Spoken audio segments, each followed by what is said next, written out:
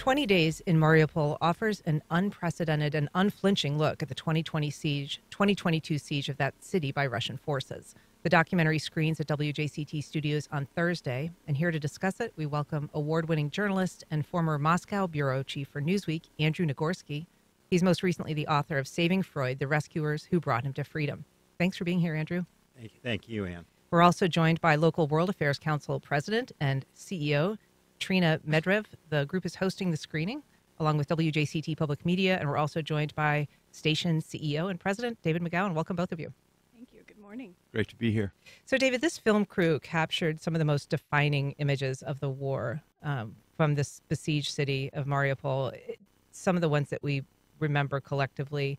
It was created by AP journalists who were on the front lines, eventually kind of behind the front lines, but it was edited and produced as a frontline documentary for PBS. And even in the world of frontline work, it really is an exceptional documentary film. It is, and I want to take the opportunity to really give a shout out to Frontline, which has been just such an important force in investigative journalism and documentary filmmaking now for 40 years. You know, we used to have things on our airwaves like NBC white papers and CBS reports, right, where the networks would devote substantial resources and airtime to hour-long, in-depth documentary work. And really, Frontline is now the standard bearer, the lone standard bearer for that work. It has an unbelievable record of delivering prize-winning films to the public, available free for everyone to watch.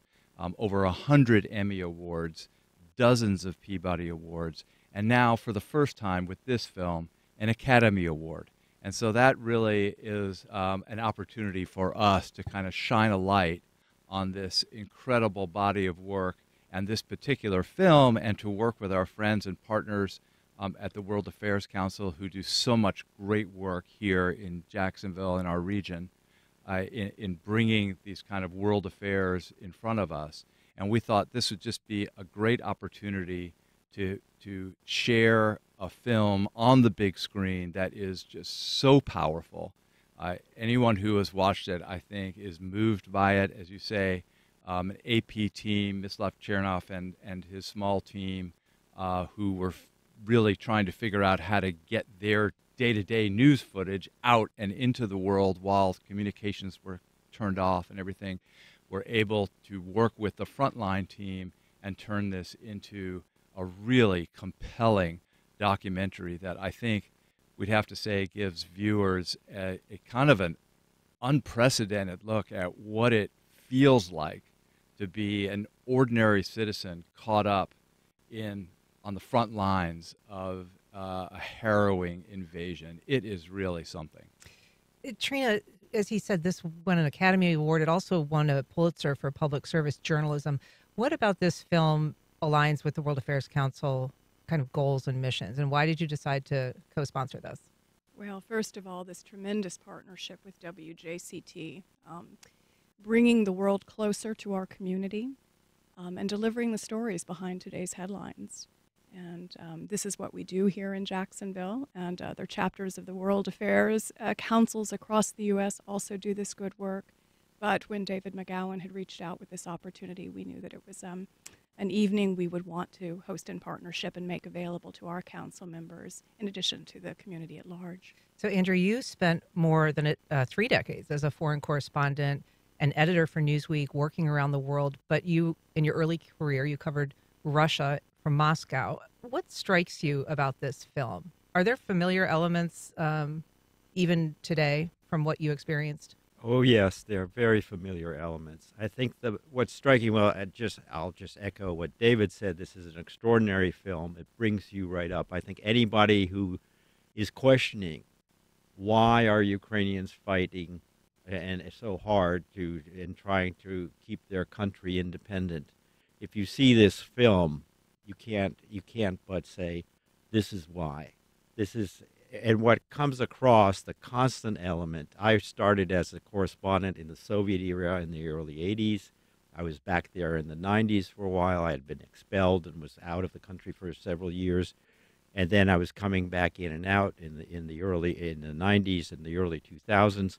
It's one thread that is always there, unfortunately, is the callous destruction of human life, and the degree to which, particularly now, the Putin regime does that on a daily basis. It does that in its invasion of Ukraine and its continuing assault on civilian targets, the kinds of things you see in that film, like the maternity hospital and that chilling footage.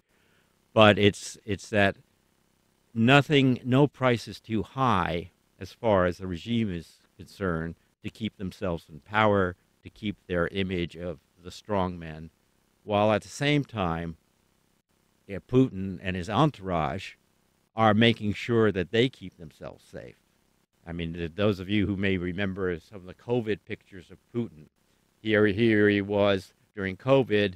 If he met with anyone at all, first of all, there was a whole disinfectant routine for that person who was coming in, and then he'd be sitting at a table about 9 feet across from somebody, and protect the sacred ruler, while everybody else is expendable. It's not just Ukrainians who are dying in this war, but is Russian conscripts who are just thrown into this en masse, and even more Russians have died, soldiers, than Ukrainian soldiers, because they're so ill prepared. And that's a theme in Russian history as well, in World War II and other conflicts. And all of this is playing itself out again. And you mentioned just briefly that you were expelled. That was for your reporting. Yes. Explain how that, first of all, what your experience was and how that continues today in terms of the pressures that the government there puts on reporters.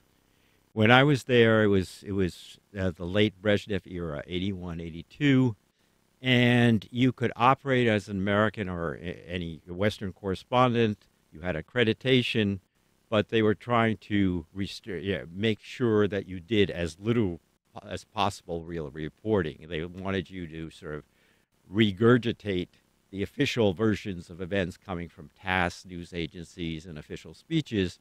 But when you went out and traveled and spoke to ordinary Russians, that's when the KGB surveillance got really intense. You knew that, for instance, the Newsweek apartment had been the Newsweek apartment for any number of correspondents. We knew everything was bugged. The office, the same thing. Our license plate said K for correspondent, 04 for American. It was like a billboard for anyone to follow. So you had to work around that. And I was expelled for the simple reason is I tried to report anyway.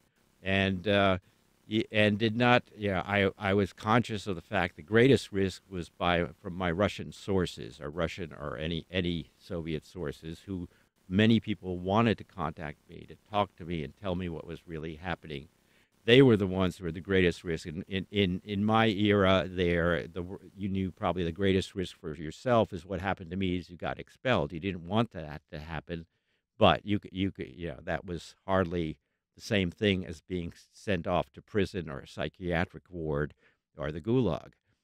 So you had to go there with that mentality that you're going to report as vigorously as possible. And you got various signals that they were unhappy with that. They actually slashed my tires on one occasion. The tailing became much more overt. And they could do it covertly, but overtly they were sending a signal to anyone who was approaching me that this is a dangerous person, and they were trying to intimidate people trying to contact me, and trying to prevent me from going out myself. So that was a constant. Then, so I was expelled after 14 months in what was then the Soviet Union. I was out of the country for about 7 years before I could get back in. Then things were loosening up some. There was glasnost, perestroika, the Gorbachev era, then the Yeltsin era, and I started going back in, and I was again there in the mid-'90s, which was a chaotic period. Boris Yeltsin was the leader.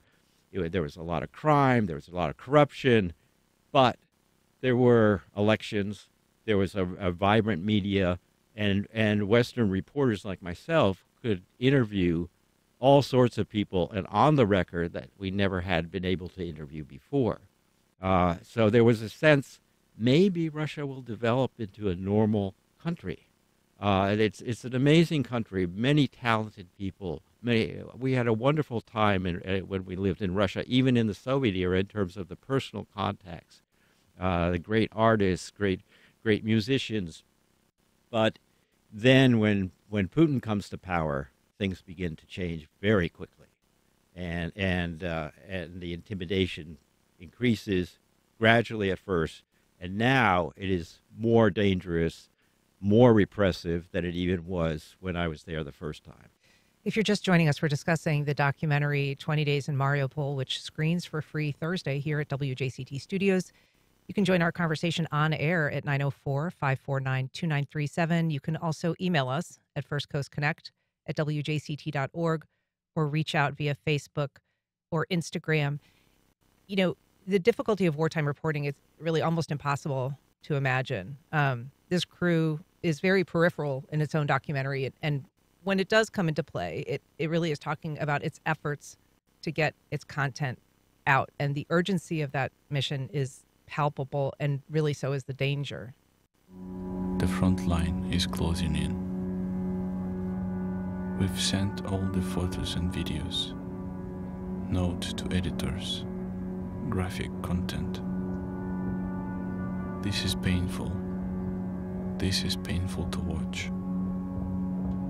But it must be painful to watch. In the port city of Mariupol, local officials say hundreds of casualties are now feared. A father lost in grief over the body of his 16-year-old son, Ilya. The electricity's gone. The internet's gone. The Russians are coming. Mariupol awaits its fate. Andrew, I want to ask you about that because the circumstances are obviously different, but in some ways, the work of a foreign correspondent is urgent in the way of trying to get that information out, trying to find a source or an outlet that will share that information because, you know, on the ground, what you're covering is really essential to that country's fate or that region's, issues. And yet it's not always easy to find somewhere in the States that is going to put all of their resources into broadcasting that. Well, of course. I mean, that's part of the question we face and which David pointed out earlier, that there used to be, it seemed, more outlets for serious reporting, serious in-depth kind of, whether it's video or audio or print.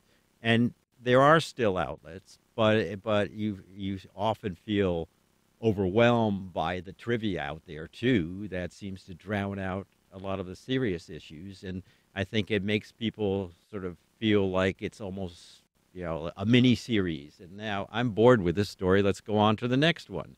But these people are living this story. These people are trying to survive. Their country is trying to survive as a country, and that should always come through. And that's why I'm particularly glad that there's going to be this screening here of this film, because I think, as I mentioned, it's something that will really make people see it, and there's a raw quality to this. And the courage also, Anne, your point about it's not only that this crew had to get their message out and find a place to then have it distributed, they had to survive. They were taking huge risks. They were there when the shelling was taking place. You never know in those situations where the next shell is going to come. And then sometimes you can suddenly find yourself literally behind enemy lines. David, this crew was, we should say, the only international reporting crew that was in Mariupol when this was happening. And so the only information that the world was getting about what was happening there was coming from this crew in little bits and pieces when they could find an internet connection and, sending small clips. But these are the moments, and I think we all remember when the maternity ward bombing images first surfaced, just how striking and horrifying those were.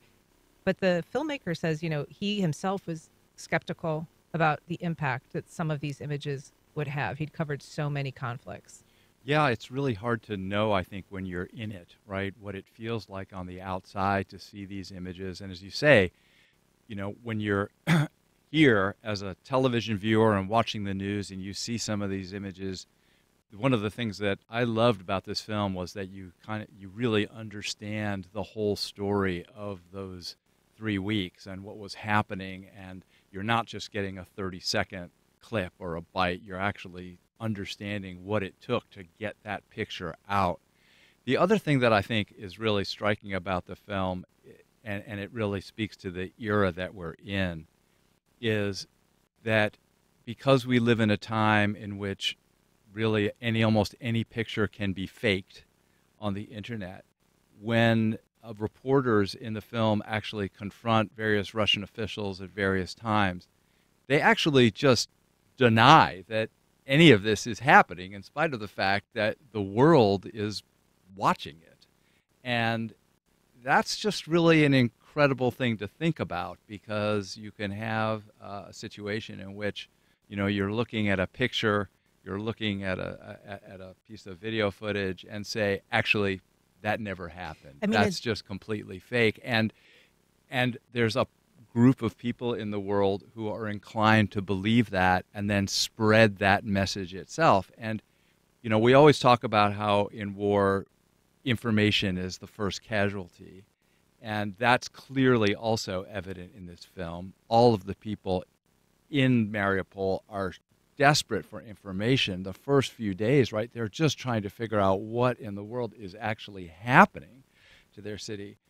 But this is a whole new, to me, it felt like this is really a symbol of the modern era, that, you know, you can risk your life to, literally risk your life, and that of your colleagues, to get something on camera, deliver it to the world, and then there's someone who can just say, yeah, that never happened. I mean, they went beyond. Go ahead. Go ahead. I was just going to say that the technology is much more sophisticated now, for better and worse in terms of falsification. But that's another constant from the Soviet era. You know, I sometimes, when I speak to particularly young journalists or students, say, who was the father of Photoshop? Joseph Stalin. He would take photos. There would be photos of the Politburo, and then the people he would purge suddenly would disappear from those photos. This was long before you could Photoshop, but they had technicians in the Soviet Union who could do that. And it's the same thing when you see that Russian, I think, ambassador who's in that video in the film saying, "Oh no, these are actors, and these are staged scenes," and that fills the Russian internet right now, and Russian state TV, and people, when they hear that day after day, some believe it. Although I do have to say, don't believe when they say everybody in Russia believes this stuff. Every opportunity there has been to protest in some way, people have taken extraordinary risks. It's now an extraordinary risk to put down some flowers to memorialize Navalny or whoever was most recently assassinated or imprisoned. And so there is courage in that society, but it is so violently suppressed that you have to just really recognize the people who have that courage and are willing to still demonstrate it. And communications played such an important part in this story on so many different levels. You know, the speed in which the Russians came in and took out the defense systems and then went for communication systems. And so basically there was no way to communicate except from hearing from others on the ground. And there was a piece where people were lining up to charge their cell phones to be able to use as flashlights down in these basements. So it was very poignant, you know. And because at that point the phones served no other purpose, because there's no communication. There was no way to connect. We have a call, Juliana calling from St. John's. Good morning, Juliana. Go ahead. Good morning, and thank you so much for taking my call. First, I just wanted to say this conversation is so important, and I really appreciate this and the screening that WJCT is doing and exposing how horrific the actions are that are taking place in Ukraine. But to the speaker's point, to your guest's point, I lived in Russia in 1985-86 and married someone there, and we were married for 5 years. And I have to reiterate that the Russian people as a whole are wonderful people. Juliana, I think we lost your phone call there. But David, I mean, this screening really is an opportunity for people to see something that is a rarity in any world of film. I mean, there have been Restrepo, there have been films about wartime in battle, but very often embedded, and not Right. with the people who are experiencing it. I mean, one thing that's really moving about this film is the film crew itself is uncertain and scared and fleeing, and they're very much a part of the people that they're covering because they're experiencing it. Right, and they really don't have any more information than the people who they are surrounded by, the doctors in the hospitals, the people in their apartment buildings who are trying to figure out what's going on. They're trying to figure it out, too.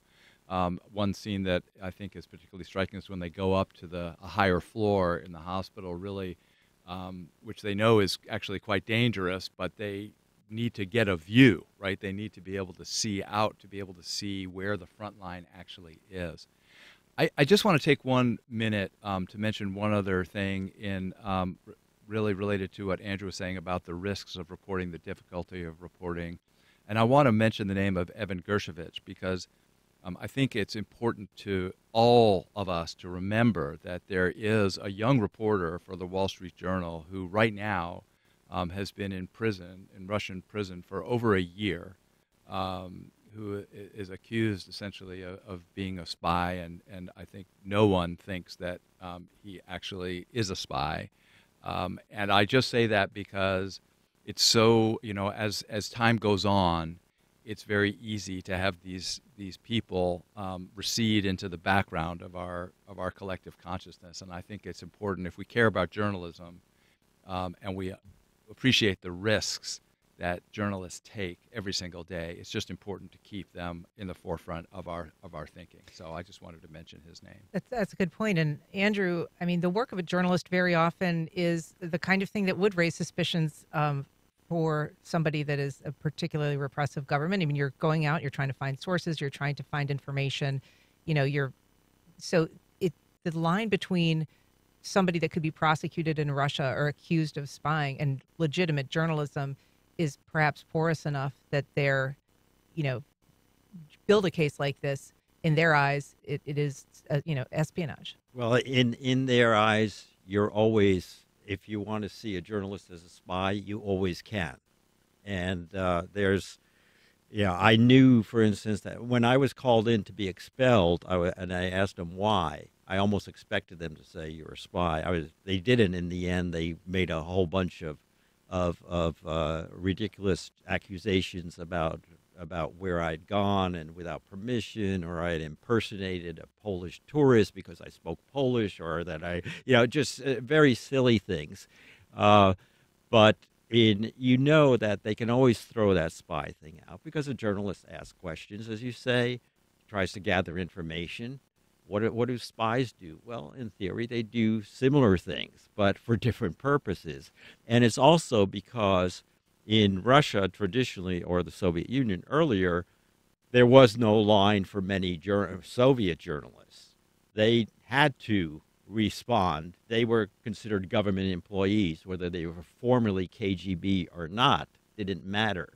They had to. There was no distinction between what they were doing in terms of the, quote, journalism part and what their role was. So immediately they project that onto you. I'll just give you one example. When I first came to the Soviet Union in 1981, I get called in. I had a meeting with some editors from Novosti, the news agency. It was just a courtesy visit. And at one point, I was meeting with about 3 editors there, and one of them says to me, "Well, Mr. Nagorski, we know that you take your orders from the State Department every week as to what to report for Newsweek." I said, "Oh, so what am I going to say? If I deny it, then it's my cover. If I say, it's just fruitless to almost respond to that." But I'm glad you mentioned Evan Gershkovich. I mean, it's clear he was a young reporter doing his job. And it's also important why they went after Evan in particular. I think he's a good Russian speaker. They always hated it. The more you knew, the more versed you were in the language, the culture, the more they wanted to get rid of you. And then they obviously, in this case, they're using him as a pawn. They want it's there's nothing secretive about it.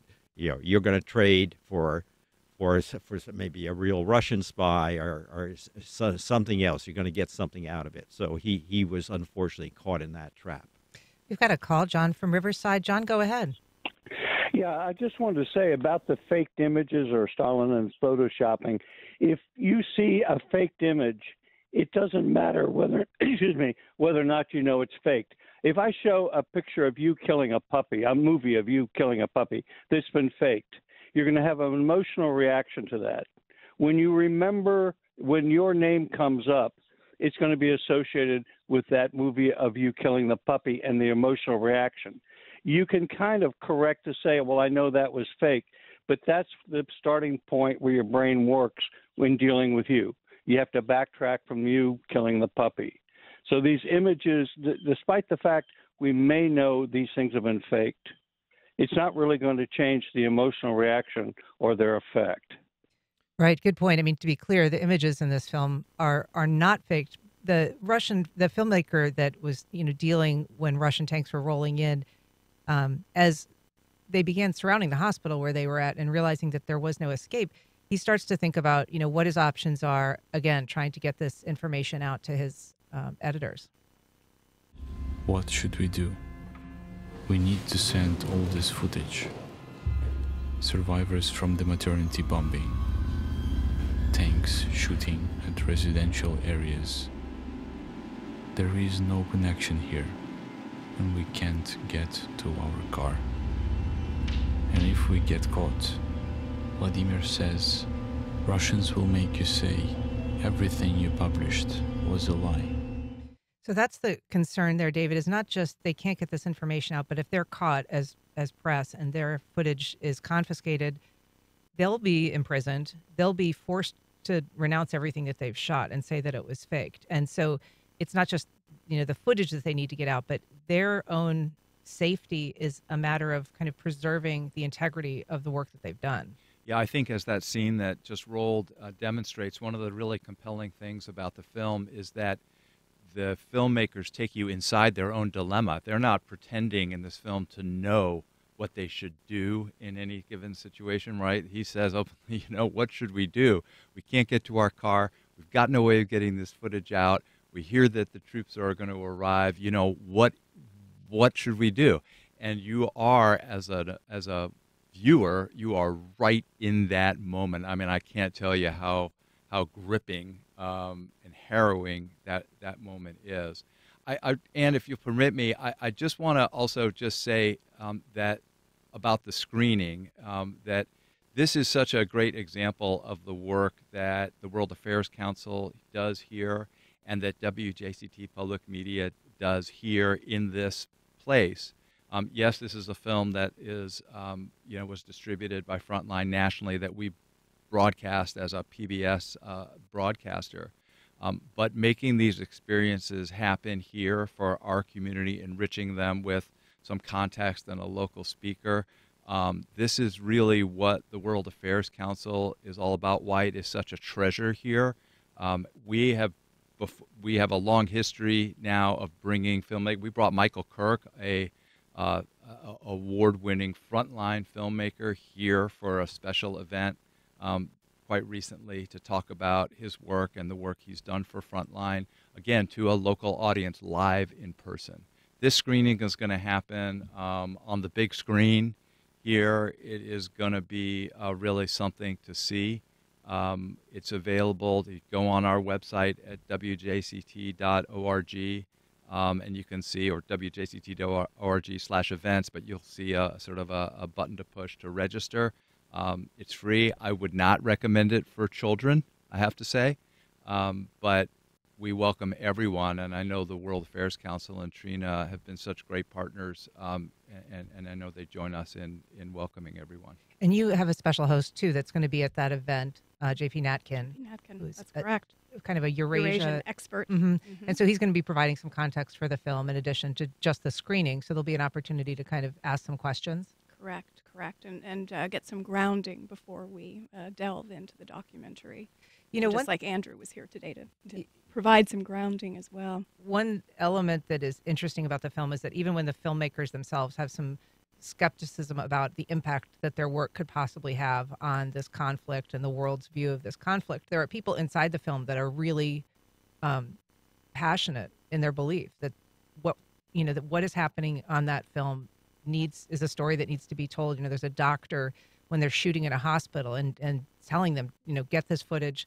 There's a child, dead, dying on the table in front of them. The world needs to see this. And in fact, the way that they escaped ultimately was a law enforcement agent that spoke directly to the camera, making a direct appeal about, what was happening. And that this was, the act of Vladimir Putin, the war that he'd created, wanting to get that out so that he actually takes them to a caravan to kind of help this film crew get out and get that out. And that's something I encountered often in Russia or the Soviet Union in general, even in Soviet times. They say, if you tell this story, the world will know and something will change.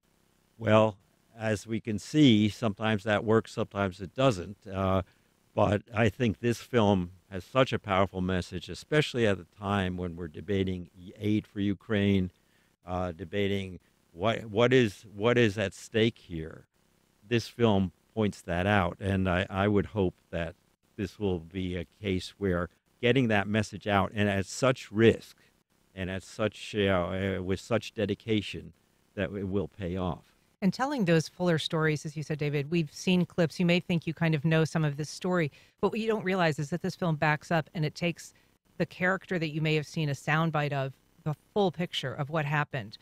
Sometimes he's tracking people, from hospital to see what happened to them, following up on their story. One young child who's ended up dying had a terrible injury, and later on in the show, he recognizes the bloody blanket that he's under, as he's being buried in a mass grave. So there is like this continuity that it tells a much fuller story. No, it does. And I mean, it's a really as I said, it's really a compelling, whatever it is, 90-minute film. It feels like a film, not like a collection of bites or sound bites or sort of news footage. It's a story, and it unfolds over 20 days, day by day. And it is harrowing and full of the kind of drama that you would expect in that kind of a situation where people are literally under siege and trying to figure out what's going on, what to do. I think it's important to say, as difficult as this film is to watch, it's not a film that you regret having seen. It really is a film that is empowering to have seen, and it's a beautifully shot film. It really is a rewarding experience. So it's not as hard as it is to watch. It's actually very, I would encourage people to see it. Yeah, and I would just reinforce the message that it tells the admiration for the people who are trying to preserve their country, and for the Russians who have protested this war and who have paid in many cases with their lives. So it is. I've known any number of Russian politicians, parliamentarians, journalists who have lost their lives in opposing the policies of Vladimir Putin. Well, the free screening of the documentary 20 Days in Mariupol is held here at WJCT Studios on Thursday, April 18th. It starts at 6:30, and you can reserve a seat at wjct.org/events. Andrew Nagorski, Trina, Medarev, David McGowan, thank you all so much for being here. Thank you. Thank you.